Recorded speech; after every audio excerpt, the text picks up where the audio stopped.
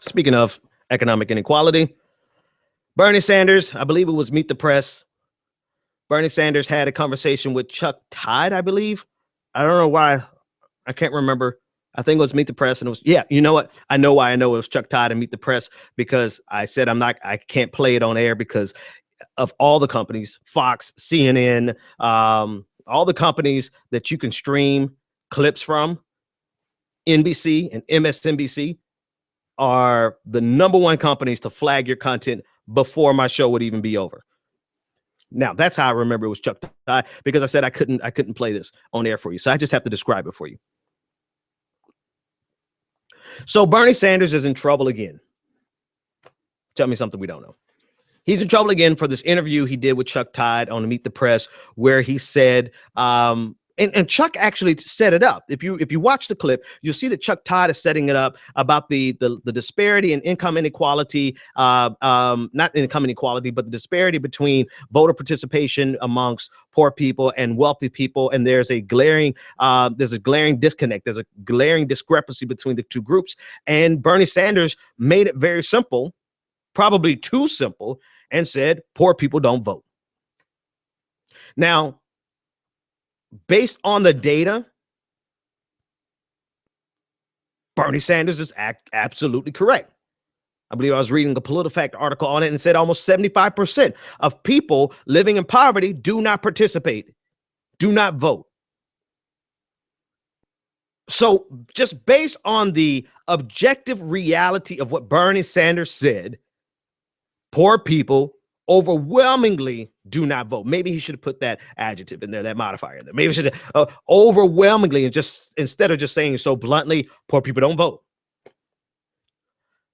No sooner than he got those words out, it spread across all of the internet, all the talking heads, all the blog, the people finally had something to write about on Sunday. And all of a sudden, Bernie Sanders is using coded language for Black people.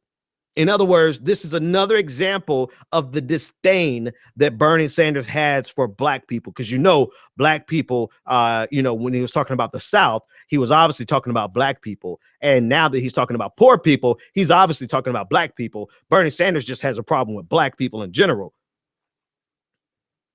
Never mind the reality that poor people, no matter what demographic, no matter what race, they overwhelmingly do not participate in our electoral process.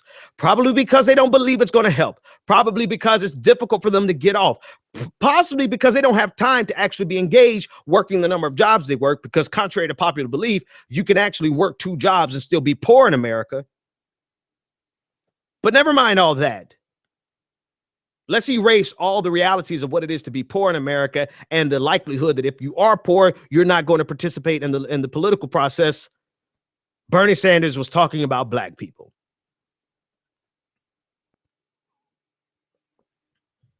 This is the level of ridiculousness that we run into on a regular basis. So I'm not surprised. I'm past beyond tired of this. I'm not tired of it anymore, because it's all laughable at this point. The extent to which they are willing to manipulate every single situation to make it something about Bernie Sanders having a problem with Black people, and Bernie Sanders not knowing how to talk to Black people, when this statement is objectively true and it crosses every race and ethnicity. Poor people overwhelmingly do not vote.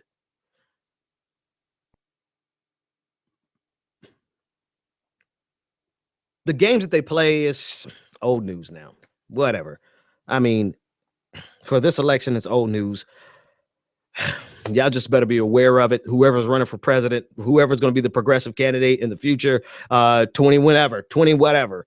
You just better realize how effective neoliberals, DLC Democrats, they don't have anything populist in them. They don't have anything about them that is for the average person. And so they have mastered identity politics. They've mastered the art. And if you look at it, think about it this way. I have one other comment to say about that. But if you think about it this way, the same article I was reading was talking about how difficult it was in 2004 and in 2000, in particular, 2002, 2004, for the Democrats to be in the opposition while Republicans were in power.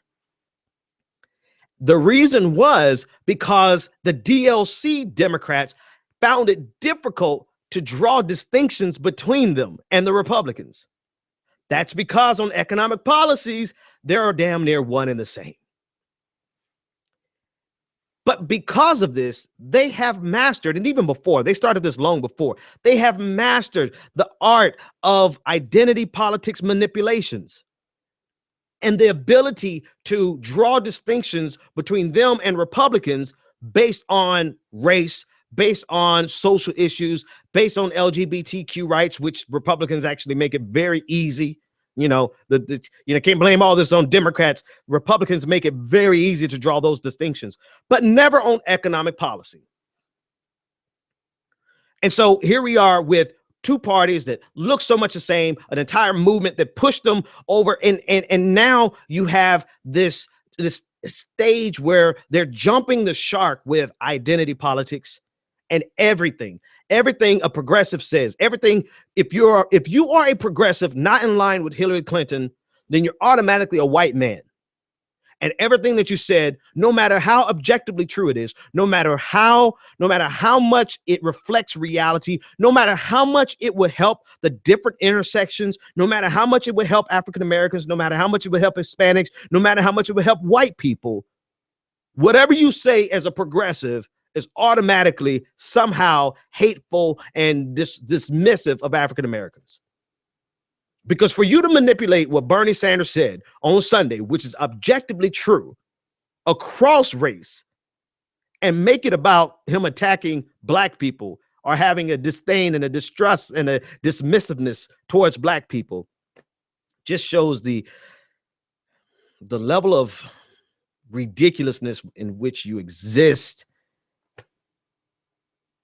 and your ability to manipulate and pivot so hard, right? Somebody, this one's for free. Side note, tangentially, here we go. Don't dismiss people you disagree with as dumb and stupid, because the reality of it is this level of manipulations, this level of disingenuousness, this level of propaganda is masterful. It takes a really smart mind to be able to contort in all of these positions. So while you're dismissing them as stupid or dumb, here's a tangent to a tangent. Please, I want y'all to realize something. If I'm chin checking somebody like Joy-Ann Reid, please don't come in my timeline saying she's dumb. You know, I disagree with her vehemently on these. I mean, matter of fact, I probably would never look at her the same or probably ever watch her broadcast again. But don't come in my timeline saying that they're dumb, because one, they're not. They know exactly what they're doing. They're not dumb to the fact. They're not blind to the fact of what they're saying is a political spin for political expediency. They know exactly what they're doing. And if you keep dismissing people you disagree with as being dumb, you're going to keep underestimating them and they're going to keep whipping your political ass. That's for free. Now, watch these pivots that they made. Last month, when Bernie Sanders was at the debate and they asked him about where does he fall short and can he identify with black people, et cetera, et cetera, et cetera. And he started talking about black people who live in ghettos. All of a sudden, poor black people were completely erased because everyone was saying, oh, how dare you suggest that black people are all poor? Don't you know we have very successful, very wealthy black people. All of a sudden, black people weren't poor because it was politically expedient to attack Bernie Sanders to dismiss that 28% of African Americans who are poor.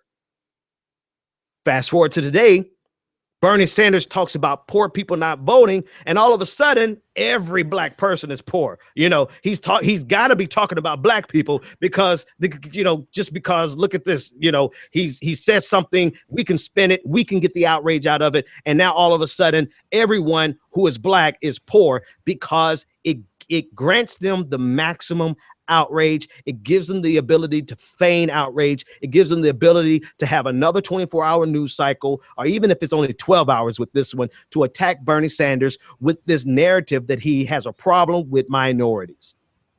So I don't want you to dismiss them as being dumb. I would never say that David Brock is dumb. I would say David Brock is highly nefarious, that he is a brilliant shyster. He's a brilliant, well, I've called him enough adjectives last week. I'll leave it there. Listen to my show last Thursday, and I gave him enough. I gave him enough on last Thursday. But the bottom line is, poor people overwhelmingly do not participate in our political process. If they did, and they did so from a point of this person, if they did so voting for their best economic interests, they would have overwhelmingly supported Bernie Sanders, and they would have just, this entire election process would have been totally different. But the powers that be have a vested interest in keeping poor people unable to participate, unwilling and apathetic, and keeping everyone else thinking that the other side is dumb, infighting back and forth. All the while, the establishment of the Republican Party and the establishment of the Democratic Party are just fine so long as a real progressive doesn't get into office.